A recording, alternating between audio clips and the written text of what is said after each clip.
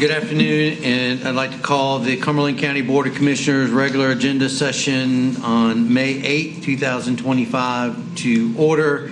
Before we get started, just want to, Vice Chairwoman Jones will not be here tonight. She's at a loss, or today, a loss to her family members. Just want to send down our thoughts and prayers to her, and I know our board has already shared that with her, and we look forward to having her back with us, and we're thinking about her during this time. Also, I would like to take a moment and recognize two powerhouses that help this Board of Commissioners every day. It is County Clerks Week in the county, so Ms. Tebby and Ms. Clark, we appreciate you both for everything that you do, for all the crazy emails that we send you, all the crazy phone calls, but for keeping us straight all the time. We really appreciate you. This place works because of you, and we thank you for that.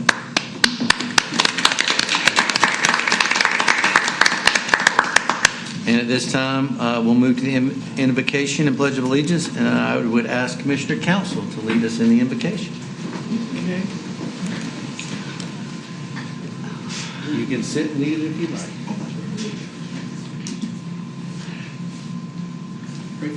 Lord, I didn't plan it to be this way.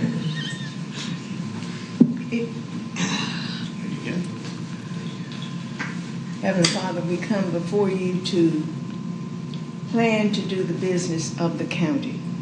We ask your blessings upon all of us as we, and especially the one that is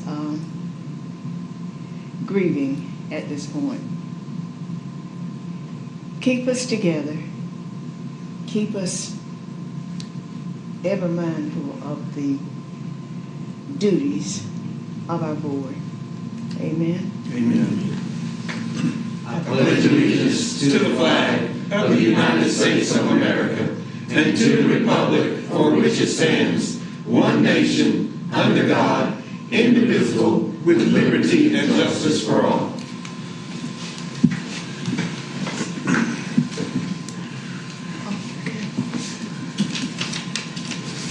And I need an announcement, please. Yes, ma'am.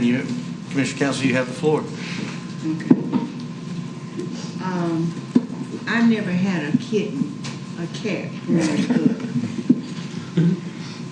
But the cat that I fed was a girl cat, and she had kittens last night. Not last night, night before last. I have 3 baby kittens and a mama cat walking around my house. It's not nice. So if anybody wants them, I hate to take them to the shelter. But the cat jumps on my bed, and the kittens, I don't know what they are. They look just like the mama. But they're in my den right now. We'll connect you to Assistant County Manager Phillips. Animal Services will be on the case. Thank you so much. I'm so sorry. Thank you, Commissioner Council. We'll go ahead and move to item 1, approval of the agenda. County Manager Greer, any changes? No, Chairman Devier, there are no changes to the agenda. No closed session, correct? No closed session. We'll go ahead and move to item 2, I'd ask for a motion for approval of the agenda. So, Second. I move approval. The motion to approve the agenda has been properly seconded. All in favor, raise your right hand. Unanimous. Go ahead and move to item 2, consideration of agenda items. Short-term solution for sheltering. County Manager Greer. Yes, due to the recent closure of Salvation Army, staff came up with some options for a short-term solution to help those the unhoused. Heather Schemes, Assistant County Manager, will present this item and discuss any questions you may have. Heather. Thank you.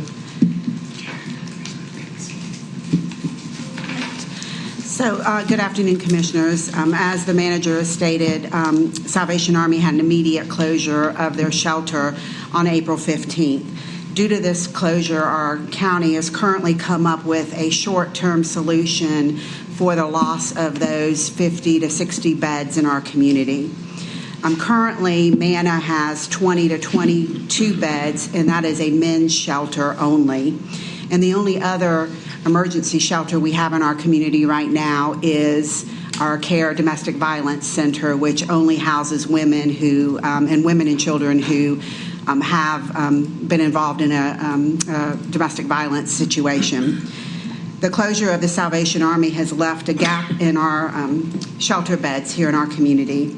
This plan is a short-term solution to the loss of these beds and provides time for us to evaluate immediate solutions or intermediate solutions.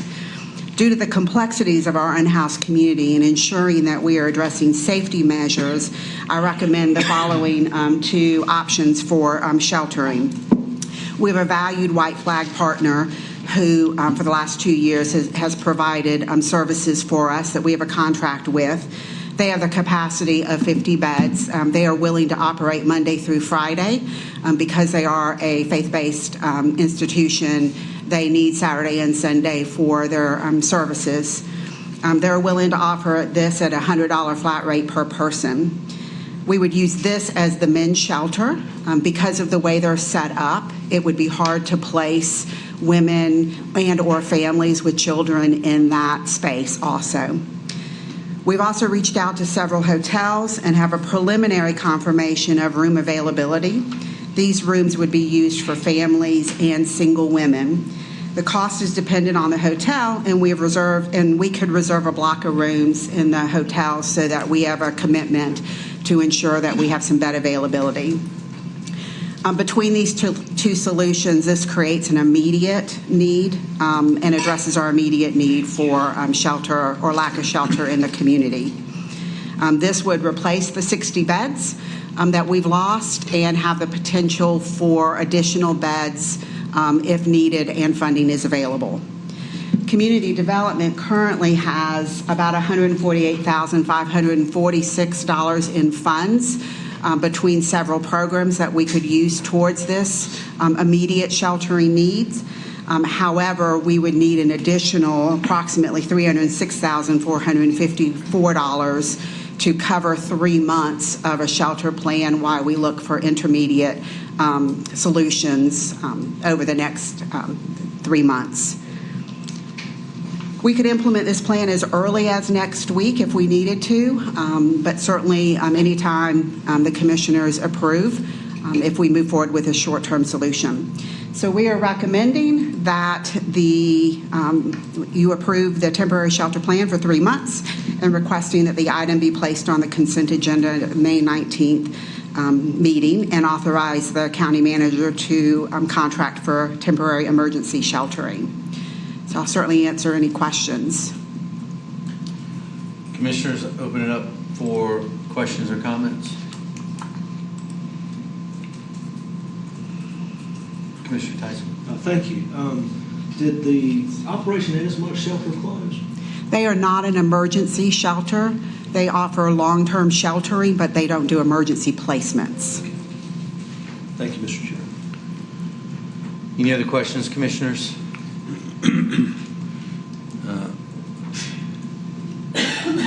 Couple just comments. Thank you first for staff, county manager, and your staff for putting together kind of the short-term need, unexpected from the Salvation Army. We know we're already at a deficit for beds in our community. I mean, that dates back to 2022 when the survey was done. And so with the Salvation Army closing no notice, we know that puts us at an even more deficit. And I appreciate the concern around women and families and not having shelter for them. Understand that you're able to move this and put this in place quickly, correct? That's correct. And then you'll have 90 days, and we would look at an interim solution, because our ultimate long-term solution is to have a shelter in place. But we would then use this 90 days to find an interim solution and understand we have tried to have some dialogue with the Salvation Army, correct? That's correct. Okay. Okay. Any other comments or questions? Commissioner Tyson? Thank you, Mr. Chairman. One other question. Have we been engaged in conversations with the Salvation Army about coming up with a more permanent solution for the existing facility that they have? Yes, we have. Have those bore any fruit?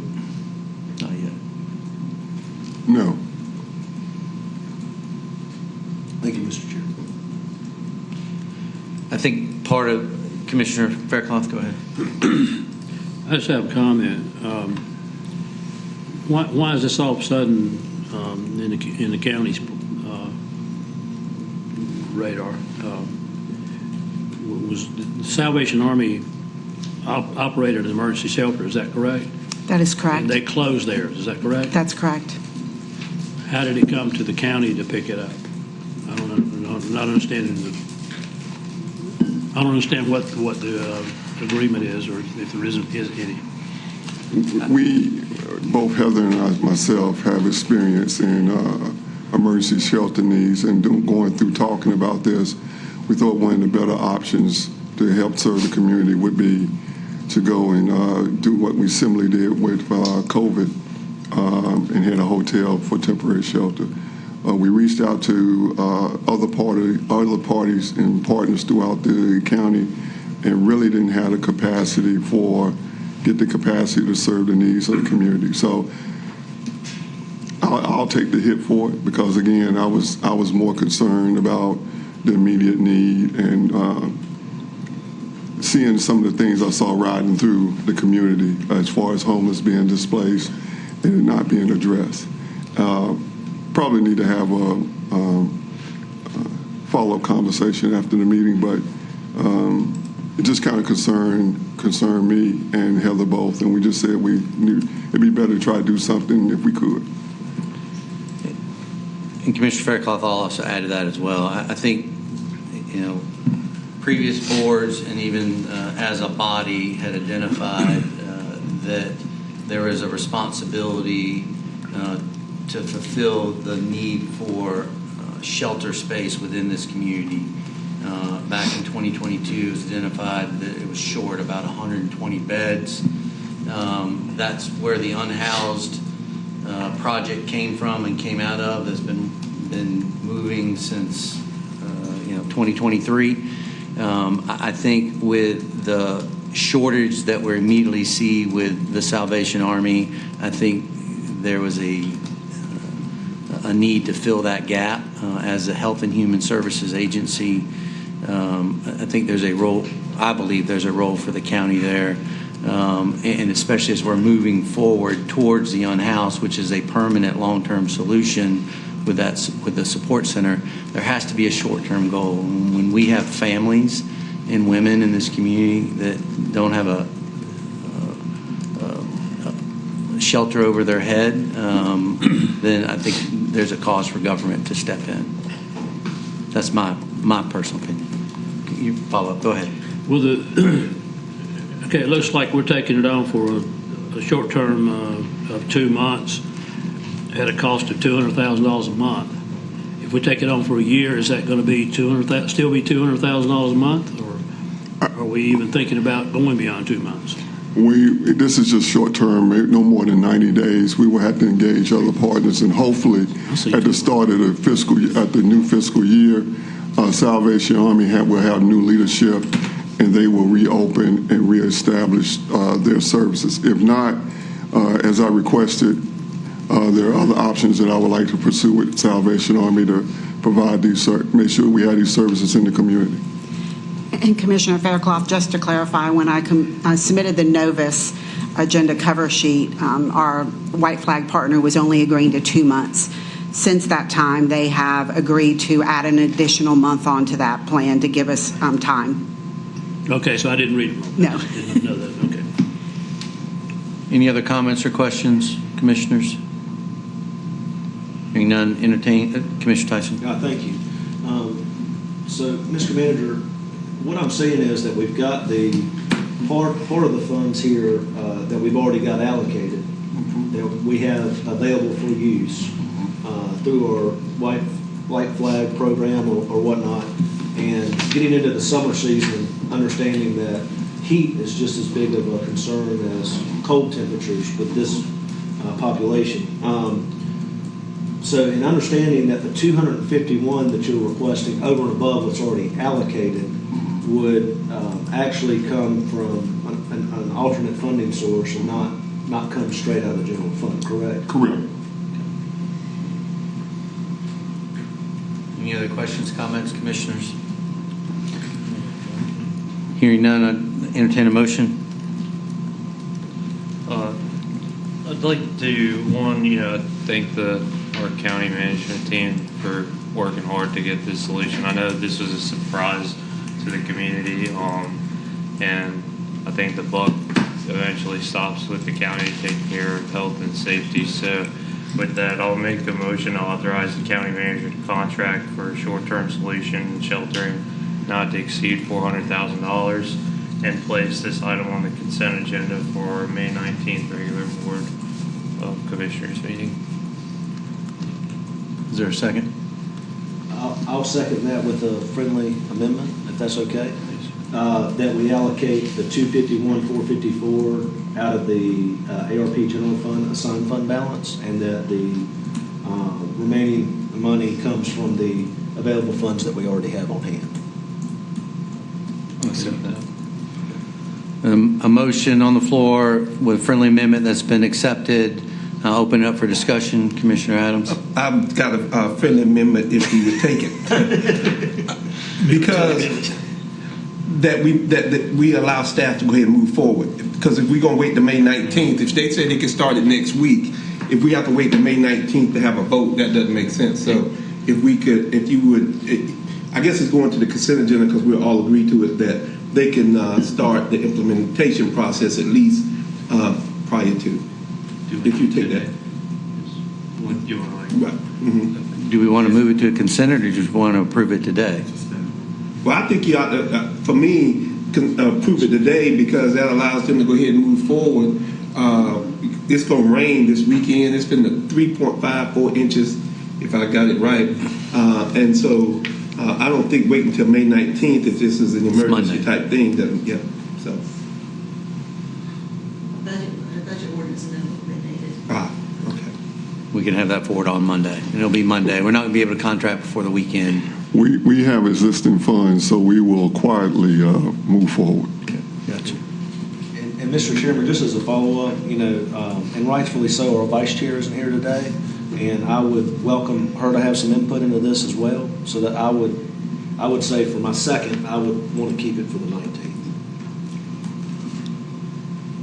But for the staff to go ahead and begin informally moving Yeah, forward. using the available funds, that's fine. But just in terms of the vote, I would like the vice chair to be able to weigh in on this Okay. on the 19th. Commissioner Patel. Like I said, we'll go ahead and move forward with the existing funds if that's good, Commissioner Adams. As of today. Yeah, that was my friendly, yeah. Okay. So we got two friendly amendments. Both have been accepted. Commissioner Council, did you have a comment? I'm okay. Okay, great.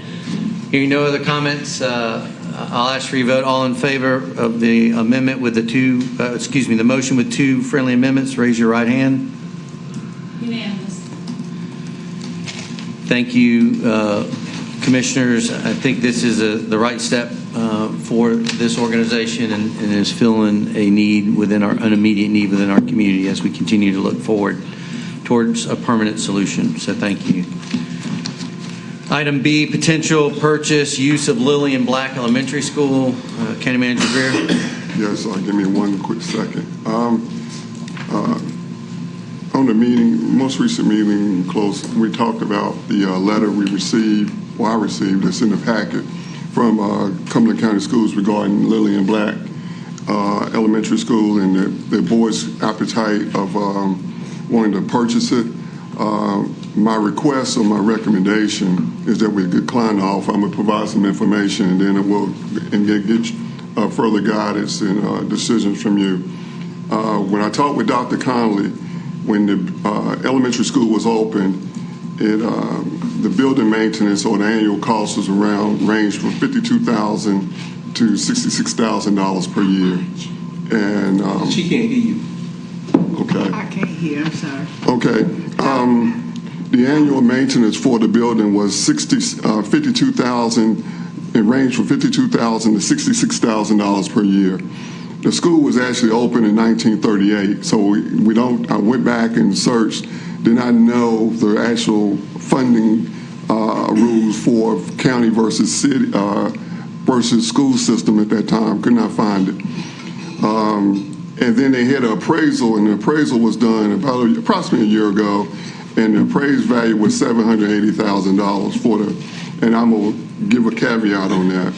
And so on the appraisal, it was prepared back on, well, really a little bit, almost a year and a half ago, September 14th, and the value of the property, as I said, was $780,000. A couple of things about the property. They said it was it needed a lot of work. It's very dated and under-maintained. Window units, air quality issues, cafeteria is not suitable. Electrical, mechanical, and technology systems appear to be outdated. Ceiling height not conducive to climate control. Outdoor spaces are substandard. Outside is security fenced perimeter. Significantly undersized in the classrooms. And the parking is a two-way public street and subject to unsafe conditions. There's several code deficiencies also with the building. And I'll get to the meat of the recommendation. But basically the building is a tear down. The value assigned for $780,000 is for the land only.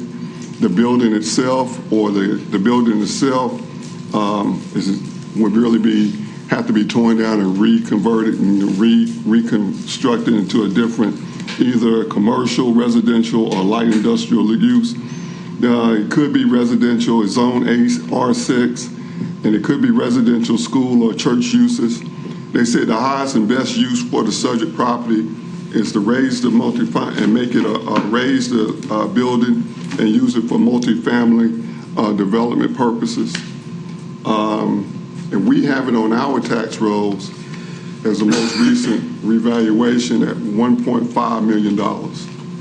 And so my request is that I work with the school system and/or Spring Lake to come up with a price that we can come back and bring to the board and make a recommendation on, if it's your appetite that we move forward with trying to procure this property.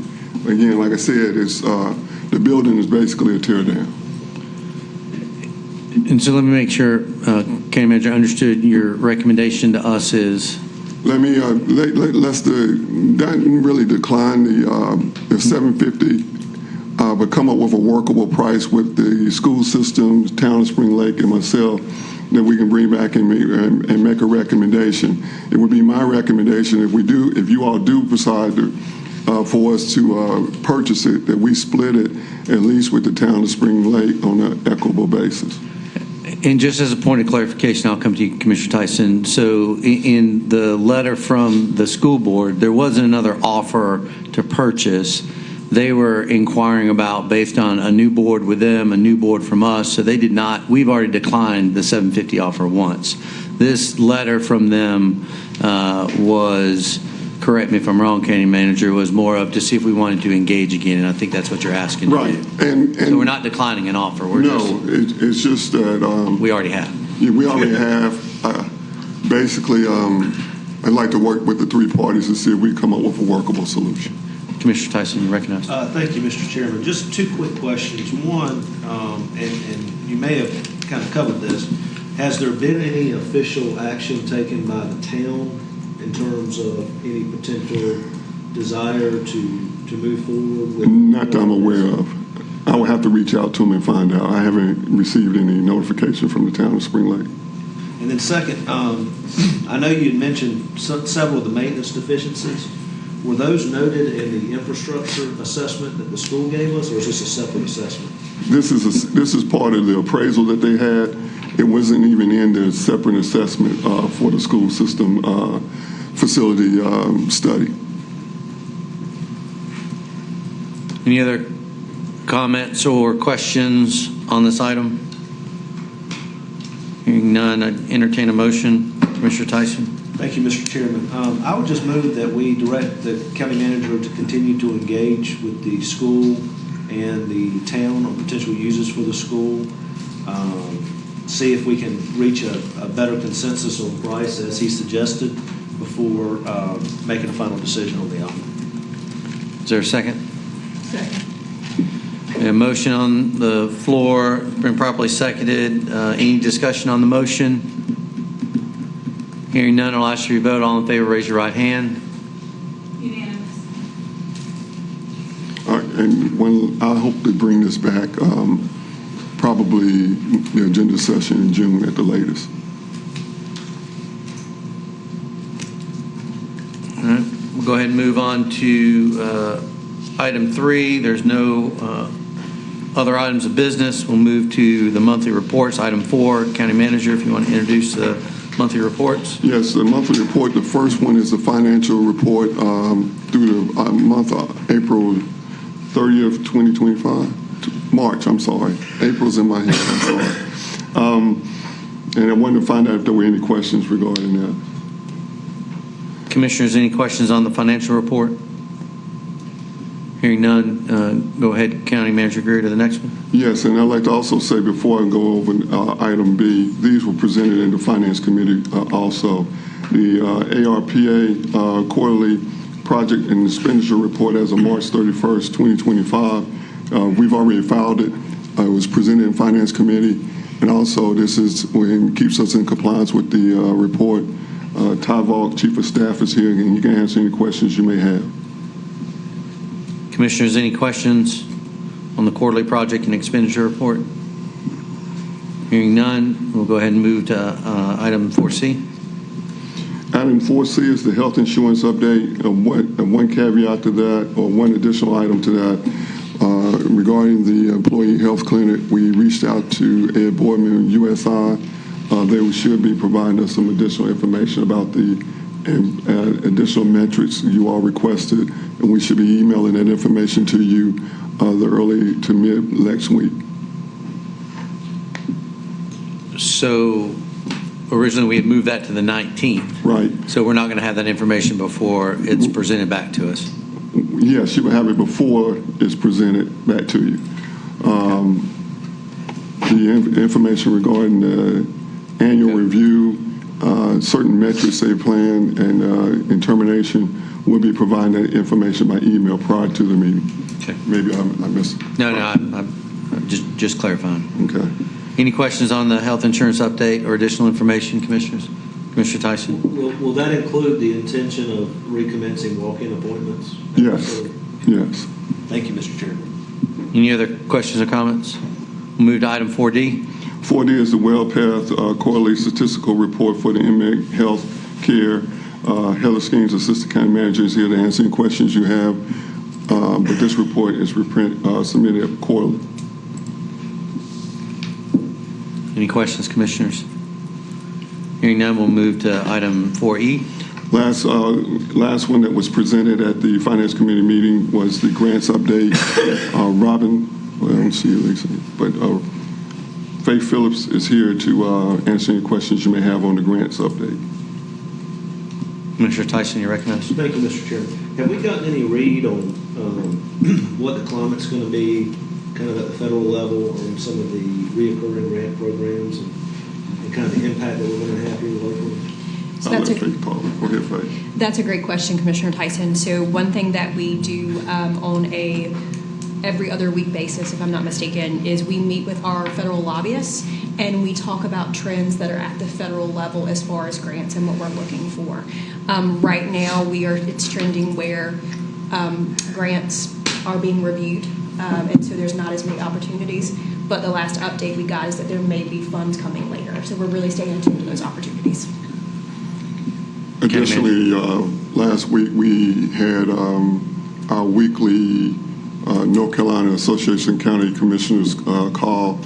There's some concerns about the Medicaid funding and it being cut, along with community development being cut or reimagined or sent down to the states, and the states develop their own program. So if any one of those programs are cut at the federal level, it would drastically impact both the community development department and our social services department and public health. So we're watching those real closely as we move forward. Hopefully they stay intact as much as possible. Commissioner Tyson, follow up. Yes, thank you. Mr. Manager, is that some of the calculation you're taking into the budgeting process? And are we already anticipating that there's going to be requests from some of these agencies to kind of make up those potential shortfalls at the local level? Yes, yes. And I will say if they materialize in the form that they currently are, we have a contingency plan for that too. Thank you, Mr. Chair. Any other comments, commissioners? I'll add a couple comments. So around the grants and just kind of at federal level to Commissioner Tyson's question. Last couple of days spent in D.C. at an economic summit with Senator Tillis and Representative Hudson, but also had an opportunity with our federal team to meet with the new White House Intergovernment Deputy Director. And so we got some input there also from Senator Tillis's office and himself, as well as Congressman Hudson, as well as actually Congressman Davis as well. I spent some time with him as well. And what we're hearing is that the programs are being reviewed. So as you can imagine, there's multiple. This administration is taking an approach that they're evaluating and reviewing all the programs. That doesn't mean that the programs are going to be cut. It means they're going to review them, and then we will probably see, in an August, September timeframe, you're going to see that money begin to open back up. There'll also be additional items and potentially other opportunities out there as well. So and as far as some of the block grants, I think that's the key point, that some of these items are going to be pushed down to the state level or repurposed in a different way through potentially a different agency. There is still a concern around Medicaid. If you followed the budget process and the president's budget that he's laid out, there's some things around the HAS dollars, the dollars that come down to offset some of the Medicaid costs.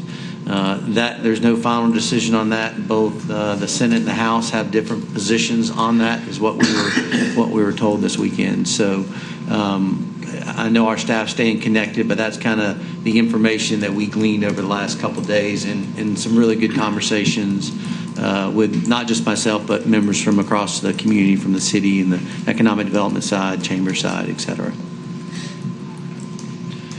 Any other comments or questions on item 4, monthly reports? Hearing none, we'll go ahead and move forward to item 5, commissioner request. Item A, demolition of improvements on the property located at and known as the Coliseum Inn at 2507 Gillespie Street. I'll go ahead and Commissioner Tyson, you put this on the agenda, so I will turn it over to you. Thank you, Mr. Chairman. So the genesis of this obviously has to do with some of the public conversation that we had at some of our previous meetings and some of the concerns about this structure. So to that end, I had requested that the Sheriff's Office give us an update on where they were with the action that they've taken. And you'll see that they provided a memorandum to us in your packet. I've also asked if the county attorney can provide us a brief of kind of where this is and to provide us some more information. With your permission, Mr. Chairman, I'll turn it over to him. Attorney Moorfield. We filed a motion to enforce the order sometime back. The hearing has been set for June 30th. It will be in front of that was the earliest date we could get on the regular calendar for Judge Ammons. And Judge Ammons heard this matter to begin with, so I wanted to keep it there. We think we've gotten everybody served. It was owned by an LLC that's been dissolved, and there are about 9 people involved with that. It had a deed of trust on it by another LLC that's been dissolved, and it had about 6 or 7 people with it. We believe we have gotten everybody noticed and a few of them had an attorney who says he is going to withdraw from the case, but we did get, I know we got notice on them, but we got it to the attorney. So we've done all we can do to move it forward. The outcome of this is, everybody's got to remember, this was done when it was an operating business, and it was done by through an investigation brought by ALE, the Alcohol Law Enforcement, under a specific chapter in the general statute that is for the abatement of criminal activity on properties, and that's what this was all about. You know, that was done. It was shut down. They actually started. Well, they claim they started demolishing it. All I have seen as far as real demolition was they had knocked out the walls of a building on the two sides. The building is behind the office building, and they took all the doors out of the rest of the structures that had the motel rooms, and it looks terrible. But we're asking the judge to order them to either secure it or demolish it, and Judge Ammons may very well do that. But we're proceeding with it with what we've got in terms of the best way to go about it. I mean, if he doesn't, or if they don't agree to demolish it, then if he orders it, there is no authority to demolish it by this statute. It would have to go through the judge can order to be forwarded to the school board. That would take an agreement between the county and the school board. Certainly doesn't want, but I mean that's just the way this plays out. Instead of that, we are also we've talked to the code enforcement about starting a separate action under the our minimum housing code now, which has an structures provision in it. So we're trying both ways. Commissioner Tyson. Thank you, Mr. Chairman. I know the chairman knows all too well about nuisance structures, especially in your prior service in the city council. And I would just suggest that, and I've talked to the attorney about this, that from the code enforcement aspect, we look towards demolition by neglect because it's failing to meet the current building code. And this is something that the community has brought to our attention. It's something that's an eyesore if you rode by the property. And I just want to make sure that this board's continuing to make this a priority. And one of the things I would ask is that we continue to receive regular briefings on this until the abatement action concludes. And I'll turn the floor back over to anybody else who has questions or comments, Mr. Chairman. Thank you. Commissioner Adams, you recognize. I guess I would ask the question, and I think Commissioner Fairclough might have been here. It was before I got here, before most of us got here. Y'all did a business overlay out there, and so in that business overlay is probably that you can't build it back up or do anything if it's over half damage. Have we even looked at the business overlay part and what they actually, when you present it to the judge, what they actually can do with it? Because under that business overlay, they're going to have some issues with that. Again, I'm following the action we got right now. Right, I got That's you. the quickest thing. Somebody wanted a quick result. That was the best way to do it, because starting with the other action, it's going through the method that I'm talking about. Now it's got to come back to you guys for demolition order. Under the timing we have to follow the statute, that's going to be at least a year out. So we're trying to do it the most efficient way. I just knew it was a business overlay out there. To go that sort of route, we just have to do an action in Superior Court, and that's how we've had to do a couple of these, and we've been lucky in getting pretty quick results from the judges and those we've done, but we won't always be so lucky. Any other comments, questions on this? Real quick, just so I understood it. So code enforcement is beginning their process in this.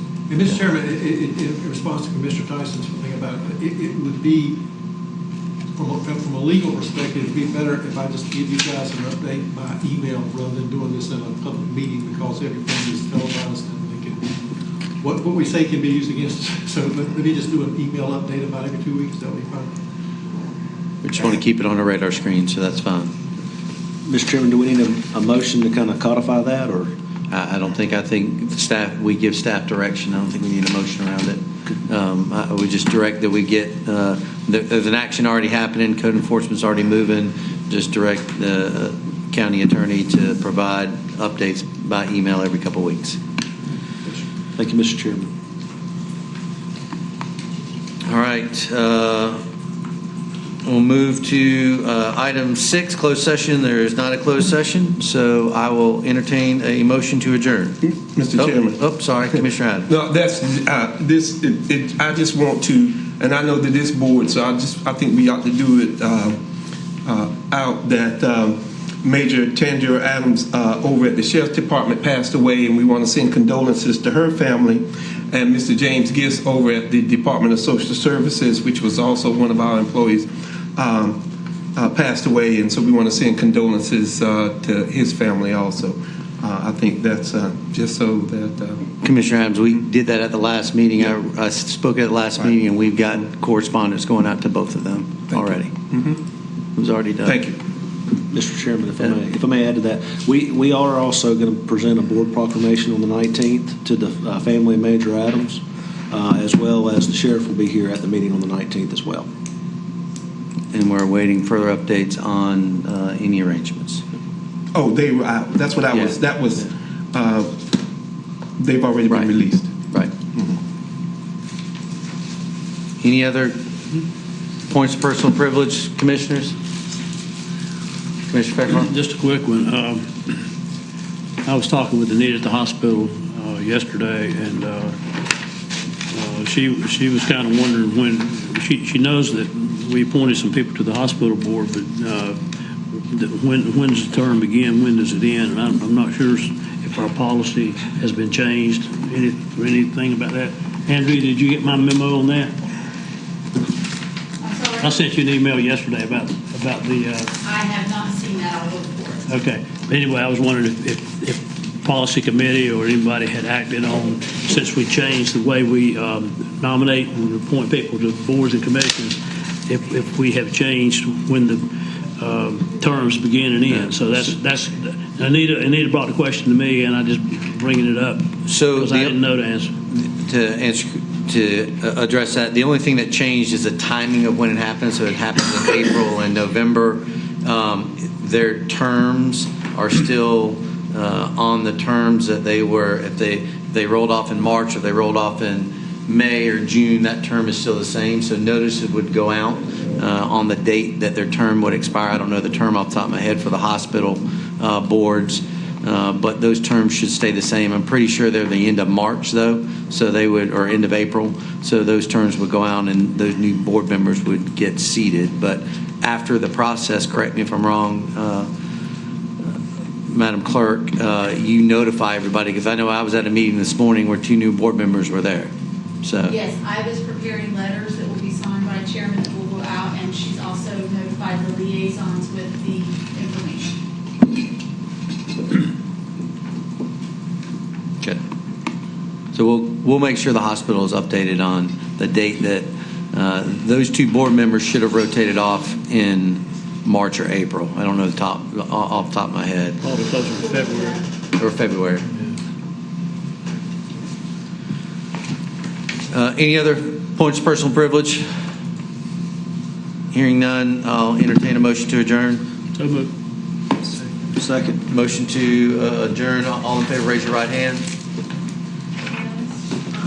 And we're adjourned.